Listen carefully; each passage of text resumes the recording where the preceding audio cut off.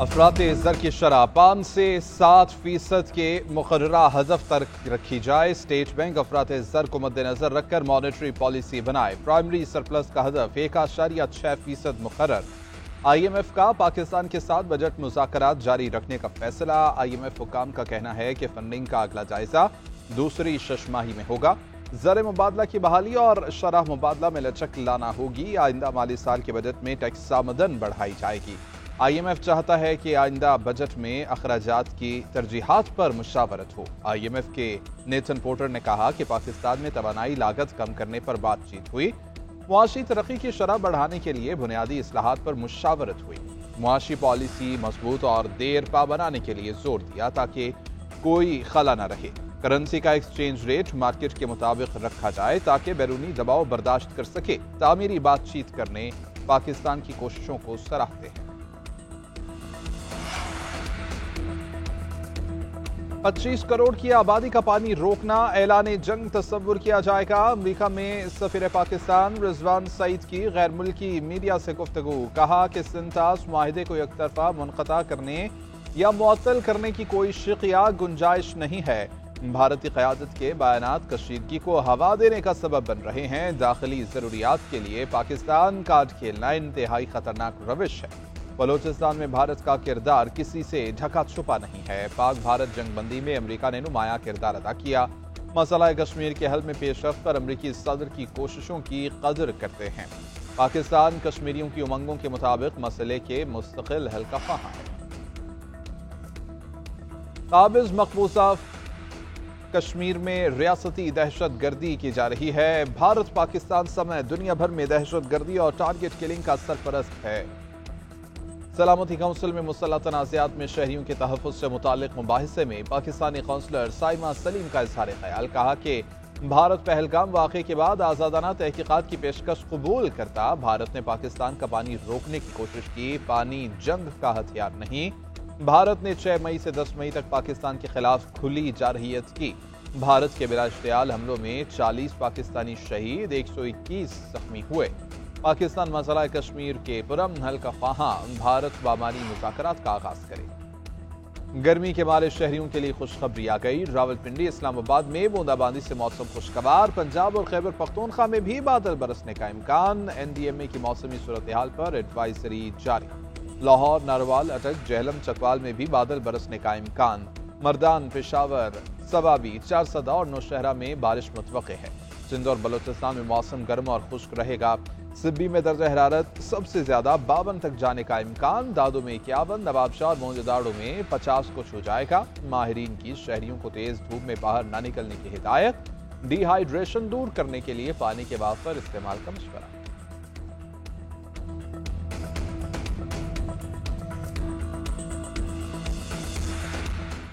یہ ہے جو 21 مئی کو ہندوستان کے حکم پر فتنہ ہندوستان کے دہشت گردوں نے کیا۔ یہ پاکستان نہیں، بلوچستان کے بلوچ بھی پوچھ رہے ہیں کہ کیا اس کا تعلق ہے اس دہشت گردی کا بلوچیت سے۔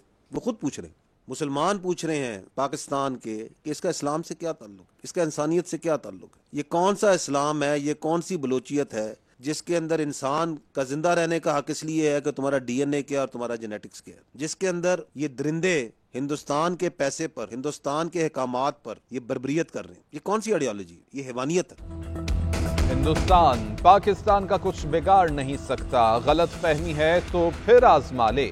D G I S P R lieutenant general Ahmed Sharif Chaudhry کا دو ٹوک پیغام۔ کہا کہ خوددار حملے میں فتنہ الہندوستان ملوث ہے۔ انٹیلیجنس تھی کہ بھارت اپنے اثاثوں فتنہ الخارج اور فتنہ الہندوستان کو فعال کرے گا۔ 6 اور 10 مئی کے درمیان فتنہ الہند نے 33 دہشت گرد حملے کیے۔ کشمیر کا تنازع حل ہونے تک کم نہیں ہو سکتا۔ سنتاس معاہدے کی معطلی کی بھی مذمت۔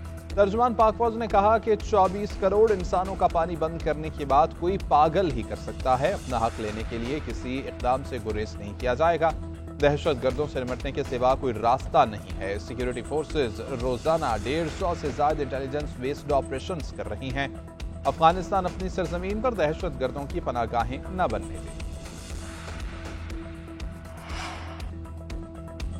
بھارتی اسپانسرڈ دہشت گردی نے مزید 2 پھول مسل کیے۔ فتنہ الہندوستان کے اسکول بس پر حملے میں زخمی 2 طلباء شہید۔ تعداد 6 تک پہنچ گئی۔ طالبہ ملائکہ اور طالب علم حیدر دوران علاج جامبر نہ ہو سکے۔ شہداء میں 5 طالبات اور 1 طالب علم شامل ہے۔ سیکیورٹی ذرائع کا کہنا ہے کہ خزدار میں بزدلانہ حملے کی منصوبہ بندی دہشت گرد ریاست بھارت میں کی گئی۔ بھارت ذلت آمیز شکست اور ہزیمت کے بعد بزدلانہ کارروائیوں پر اتر آیا ہے۔ پاک بھارت تناؤ میں کمی کے لیے ڈی جی ایم اوز رابطے میں ہے۔ انڈیا کی جانب سے اشتعال انگیز بیانات کا سلسلہ جاری ہے۔ پاکستان کا عالمی برادری سے بھارت کے جنگی جرون کا نوٹس لینے کا مطالبہ۔ بھارتی وزیر اعظم کے بے بنیاد اشتعال انگیز اور غیر ذمہ دارانہ بیانات مسترد۔ ترجمان دفتر خارجہ کا کہنا ہے کہ پاکستان کو دہشت گردی سے جوڑنے کی کوششیں گمراہ کن اور ناقابل قبول ہیں۔ مسئلہ کشمیر کا حل کشمیریوں کی امنگوں کے مطابق ہونا چاہیے۔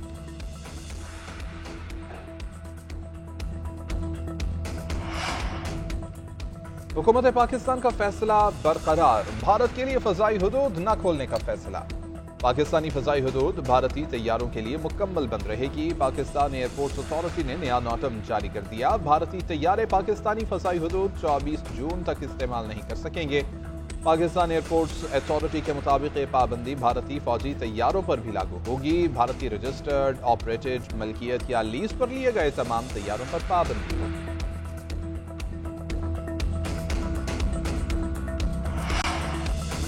وزیر اعظم شہباز شریف سے بلاول بھٹو زرداری کی قیادت میں وفد کی ملاقات۔ دنیا میں پاکستانی موقف کو اجاگر کرنے کے لیے رہنمائی کی۔ عالمی رہنماؤں سے کیے گئے رابطوں سے بھی آگاہ کیا۔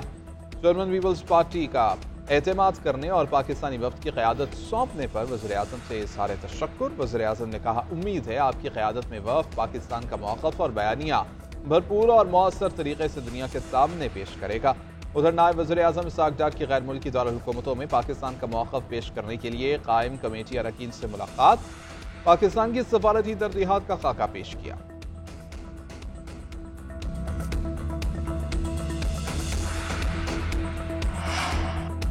بانی پی ٹی آئی کی 9 مئی کے 8 مقدمات میں ضمانت کی درخواست مقرر۔ لاہور ہائی کورٹ میں 27 مئی کو سماعت ہوگی۔ جسٹس شہباز رضوی اور جسٹس طارق محمود پر مشتمل بینچ کیس سنے گا۔ اے ٹی سی نے بانی کی درخواستیں خارج کی تھی۔ بانی نے رہائی کے لیے ہائی کورٹ سے رجوع کیا تھا۔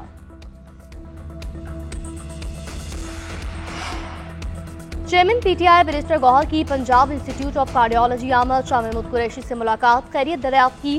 دونوں رہنماؤں کے مابین سیاسی امور پر تبادلہ خیال کیا گیا۔ اس حوالے سے بیرسٹر گوہر کا کہنا تھا کہ ملاقاتوں میں کوئی سیاسی بات چیت نہیں ہوئی، میں پارٹی رہنماؤں کی تیمارداری کے لیے گیا تھا۔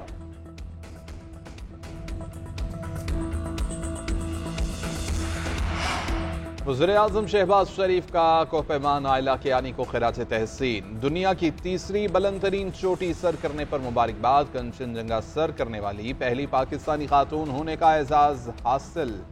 وزیر اعظم نے کہا کہ پاکستانی کھیلوں کے ہر شعبے میں اپنے ملک کا نام روشن کر رہے ہیں۔ کوہ پیمائی جیسے مشکل کھیل میں پاکستانی خواتین کا ریکارڈ قائم کرنا باعث تقویت ہے۔ سماج دشمن عناصر کو نکیل ڈالنے کا فیصلہ۔ محکمہ داخلہ نے پنجاب کنٹرول آف غنڈہ ایکٹ کا مسودہ تیار کر دیا۔ بدنظمی، مجرمانہ سرگرمیوں اور سماج مخالف رویے میں ملوث شخص غنڈہ قرار پائے گا۔ منشیات فروش، جواری، بھتہ خور، سائبر کرمنل اور ہراسانی میں ملوث شخص غنڈہ قرار پائے گا۔ ڈسٹرکٹ انٹیلیجنس کمیٹی کسی شخص کو غنڈہ قرار دے کر متعدد پابندیاں عائد کر سکے گی۔ شناختی کارڈ اور پاسپورٹ بلاک نو فلائی لسٹ میں شامل رکھا جا سکتا ہے۔ غنڈے کے ڈیجیٹل آلات اور ڈیٹا ضبط، اکاؤنٹس، منجمد اسلحہ لائسنس منسوخ کیے جائیں گے۔ کمیٹی کے احکامات کی خلاف ورزی پر 3 سے 5 سال قید اور 15 لاکھ روپے جرمانہ ہوگا۔ جرم دہرانے پر 7 سال قید اور 20 لاکھ روپے جرمانہ ہوگا۔